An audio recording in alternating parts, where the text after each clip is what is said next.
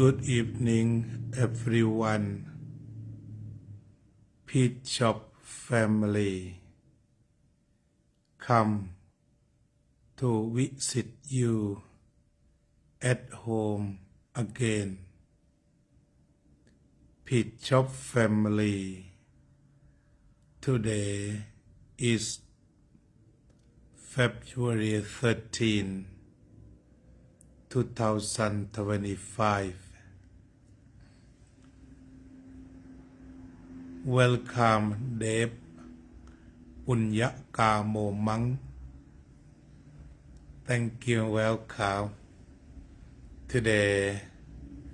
I work so many hours, and then in evening, I feel weak and need to take a rest a little bit. Then it's too late a little bit too. Today is the Valentine Eve. Tomorrow would be Valentine. Today 13, tomorrow 14 February. We still talk and discuss.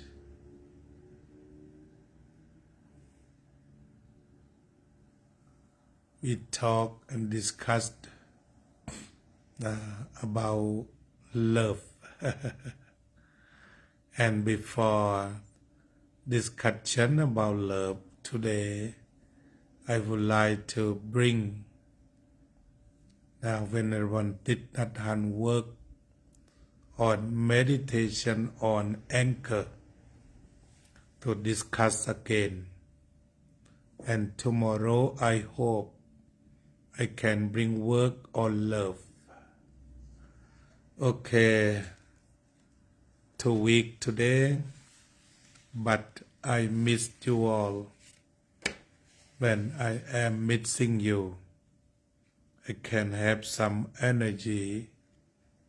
that's enough for working. Dhamma Sukha Vihar Monastery. Good evening, Pante. Good evening to you too.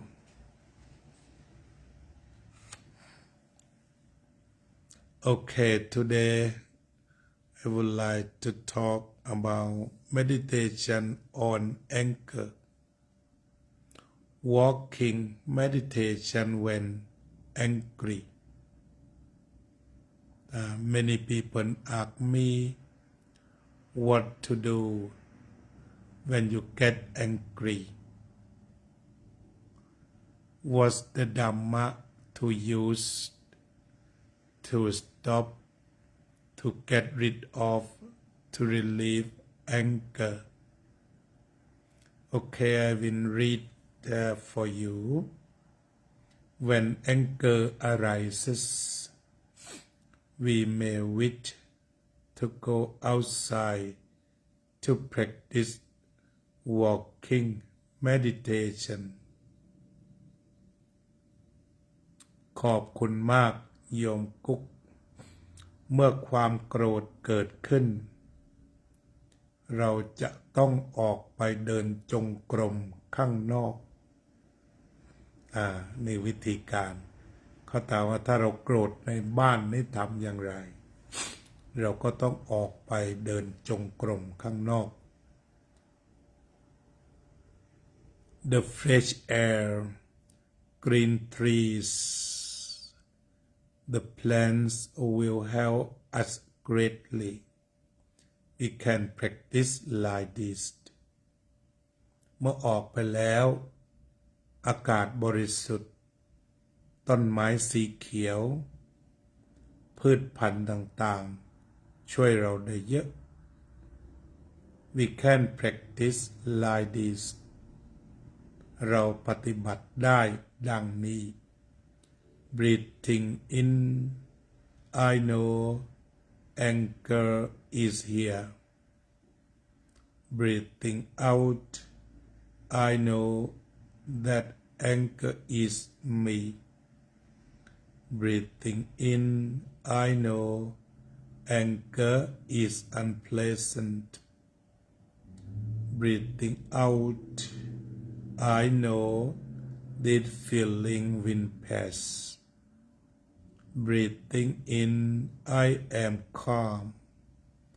Breathing out, I am strong enough to take care of this anger. หายใจเข้าเรารู้ว่าความโกรธอยู่ตรงนี้นะหายใจเข้าก็รู้ว่าความโกรธอยู่ที่นี่หายใจออกรู้ว่าความโกรธอยู่ในฉันหายใจเข้ารู้ว่าความโกรธไม่มีสุขหายใจออกก็รู้ว่าความรู้สึกนี้ได้ผ่านไปแล้วหายใจออกฉันสงบแล้วหายใจออกฉันมีความเข้มแข็งพอที่จะจัดการความโกรธได้แล้วเจริญพรยมเป็นศรีภักดีไทยTo lessen the unpleasant feeling brought about by the anger, we give our whole heart and mind to the practice of walking meditation, combining our breath with our step and giving full attention to the contact between the sole of our feet and the earth เพื่อที่จะลดความรู้สึกไม่สบายที่เกิดมาจากความโกรธพวกเราก็จะทุ่มเทใจทั้งหมดลงไปสู่การเดินจงกรมรวมกันกับลมหายใจที่ทุ่มลงไปสู่การสนใจถึงความสัมพันธ์ระหว่างส้นเท้าที่กำลังเหยียบลงบนแผ่นดินคือใช้จิตทุ่มลงไปแล้วก็ทุ่มลงไปตอนที่กำลังสัมผัสคือเรียกว่าความโกรธเนี่ยหายไปเลย As we walk, we recite these words. Wait until we calm enough for look directly at the anchor. ก็ท่องคาถานี้ไปจนกระทั่ง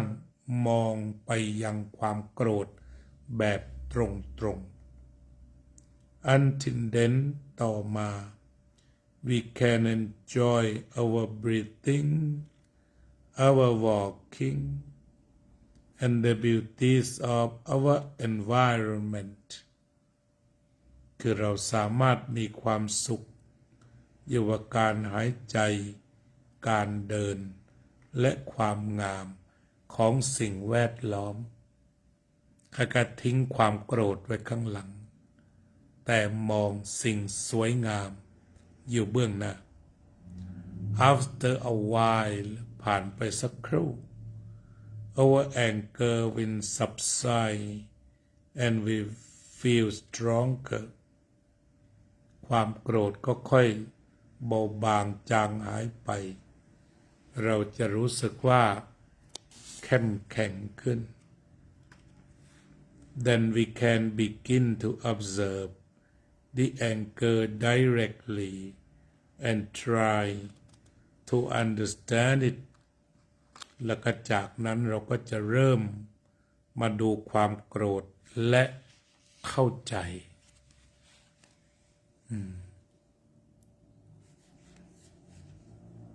อันนี้ก็วิธีการของการจัดการความโกรธทีนี้ต่อเนื่องการศึกษากันต่อไปเพราะว่ารากของความโกรธ มาจากไหน The roots of anger is rooted in our lack of understanding ourselves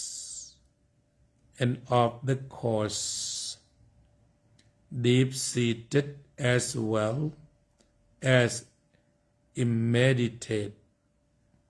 that brought about unpleasant state of affair ความโกรธนั้นมีรากมาจากการไม่เข้าใจตัวเองไม่เข้าใจเหตุตลอดถึงไม่เข้าใจอย่างลึกซึ้งโดยตรงอันนำมาซึ่งความไม่สบายของการทำกิจการทั้งปวง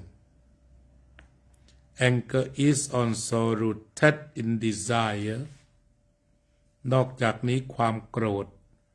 ก็มีรากอยู่ที่ความอยาก pride agitation and suspicion ตลอดถึงบรรดาศักดิ์ศรีแล้วก็ความสับสน The primary roots of anger are in ourselves รากฐานของความโกรธก็อยู่ในตัวเรานี่แหละ Our environment and other people are only secondary คนอื่นที่ทำให้โกรธนั้นเป็นส่วนที่สองหรือทุติยภูมิเราคือปฐมภูมิการเกิดอยู่ที่เราทีนี้ส่วนคนอื่นที่ทำให้โกรธอันนี้ก็เป็นมือสองมือหนึ่งก็คือตัวเราเองที่ทำให้โกรธด้วยความยิงความยโสที่มีอยู่หรือว่าความอยากหรือความไม่เข้าใจไม่ได้สัมผัสว่าไอ้ความโกรธนั้นนะมันไม่สบายแค่ไหนหรือพูดภาษานี้ว่าความโกรธเป็นทุกข์แต่พอฟังในภาษาอังกฤษมันก็ได้ unpleasant คือไม่สบายรู้สึกว่าไม่สบายความทุกข์นี่พูดแล้วมันรู้สึกว่าเข้าวัดไป แต่ถ้าพูดถึงไม่สบายก็มีภาพที่ชัด It's not difficult for us to accept enormous damage brought about by a natural disaster such as earthquake or flood ก็ไม่ได้ยากนักหรอกที่เราจะยอมรับการทำลายล้างซึ่งนำมาโดยความหายนะตามธรรมชาติเช่น earthquake แผ่นดินไหวน้ำท่วม but the damage it caused by another person we don't have much patience คือหมายความว่าแผ่นดินถล่มแผ่นดินไหวน้ำท่วมก็พอจะทนได้สวัสดีครับอาจารย์ไพโรจน์เพ็งสีทองนานมากแล้วครับที่ไม่ได้เจอเป็นสิริมงคลต่อรายการนี้ยิ่งนักครับ We don't have much patience แต่ว่าถ้าเป็นเรื่องคนเนี่ยคือเราไม่ทนถ้าว่ามันเป็นเรื่องแผ่นดินไหวเรื่องน้ำท่วมเราก็แทบจะไม่โกรธอะไรเขาแต่ถ้ามาคนมาแย่เนี่ยโกรธทันที We know that earthquakes and floods have causes เพราะเรารู้ว่าแผ่นดินไหวและน้ำท่วมมันมีเหตุ and we can see that the person who had precipitated our anger also had reason เราก็จะต้องมองว่าบุคคล ที่ทำให้เราโกรธก็ต้องมีเหตุผล deep seat immediate อันลึกล้ำโดยตรง for what he has done แล้วก็รู้ว่าเขาทำยังไง ก็คือเหตุผลน่ะจะช่วยคลี่คลายความโกรธ For instance someone who speaks badly to us may have been spoken to in exactly the same way just the day before. But by this alcoholic father when he was a child ตัวอย่างเช่นบางคนพูดจาแบบหยาบคายกับพวกเรา ซึ่งอาจจะเคยพูดมาสมัยที่คุณพ่อเมาก็ได้ When we see and understand this kind of cause we can begin to be free from our anger เมื่อได้รู้อย่างนี้เราก็จะไม่โกรธแล้ว I'm not saying someone who righteously attacks us should not be disciplined เราก็จะไม่บอกว่าไอ้คนที่มาโจมตีเรานั้นไม่มีระเบียบวินัย but what is important is that we first take care of the seeds of negativity in ourselves แต่รู้สึกว่าเราได้รักษาเมล็ดแห่งการมองโลกในแง่ร้ายเข้าไปแล้ว then if someone needs to be held for discipline ถ้ามีใครจะมาช่วยหรือว่ามีระเบียบ we will do so of compassion not anger and retribution เราจะทำด้วยความเมตตา if we genuinely try to understand suffering of another person ถ้าเราพยายามที่จะเข้าใจความทุกข์ของคนอื่น we are more likely to act in the way that will help him overcome his suffering and confusion and then will help all us แล้วก็จะเป็นเหตุ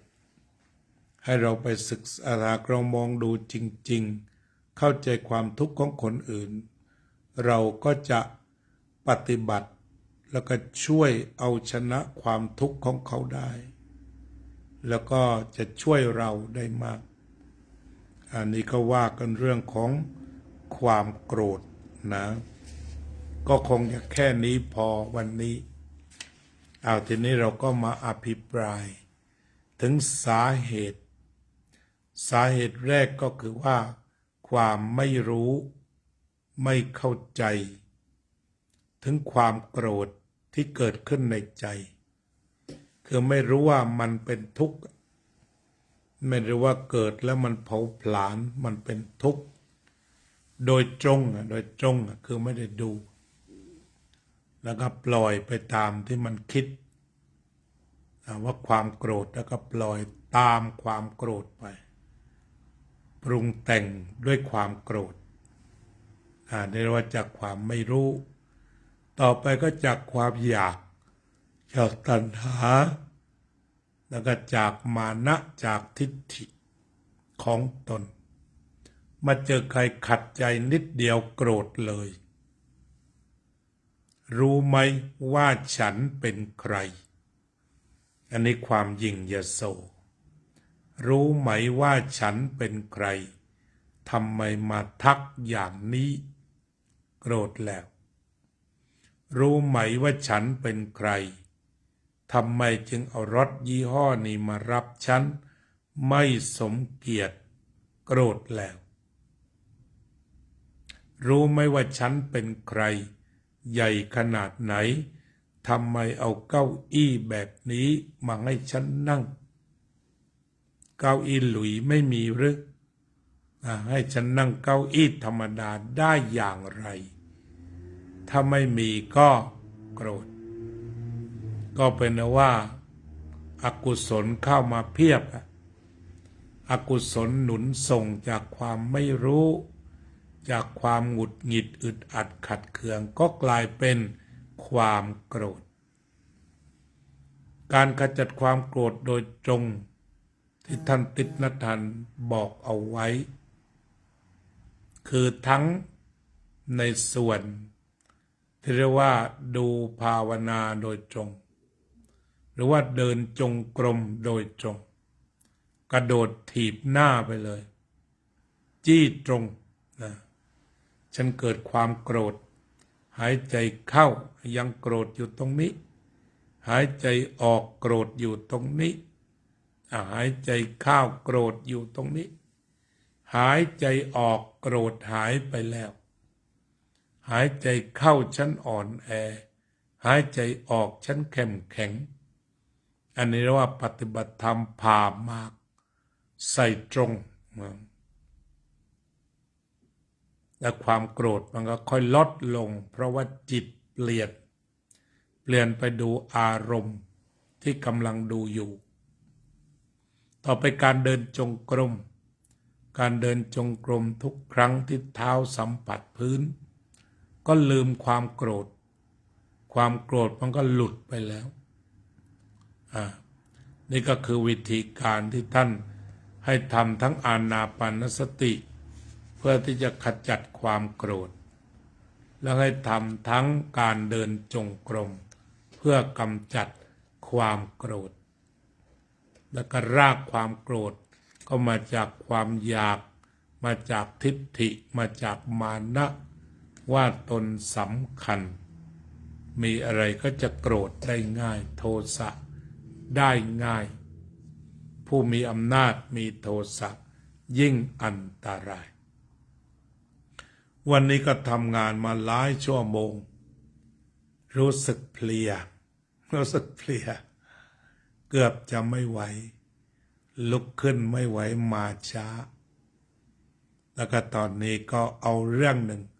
เรื่องการจัดการความโกรธเสร็จแล้วก็คงจะต้องอำลาเพราะเดี๋ยว3 ทุ่มติ๊กตอกอีกครั้งหนึ่งเมื่อคืนไม่ได้นอนทั้งคืนได้นอนตี 4หลังจากแสดงธรรมเสร็จก็ฟังธรรมหลวงพ่อโบดิเรื่องสมาธิภาวนาฟังตั้งตี 4กว่าโอ้สงสัยนอนฟังดีกว่ามันง่วงจนไม่รับอะไรมาถึงจุดหนึ่งก็ทุกปีเรียกว่าปฏิบัติเนสัชชิกก็ได้ต้นแบบมาจากสวนโมกถ้าเราอยู่สวนโมกสมัยหลวงพ่อพุทธทาสยังอยู่ก็จะมีการปฏิบัติธรรมฟังธรรมจนสว่างอาตมาก็เคยสว่างแต่ตอนนี้เลยเลข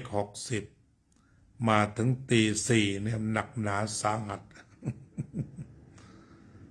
แต่เราต้องรู้ว่านี่คือแก่เป็นทุกข์แก่เป็นทุกข์แต่ว่าปณิธานเดิมก็อยากสารถ้าเป็นสำนักท่านอาจารย์ชา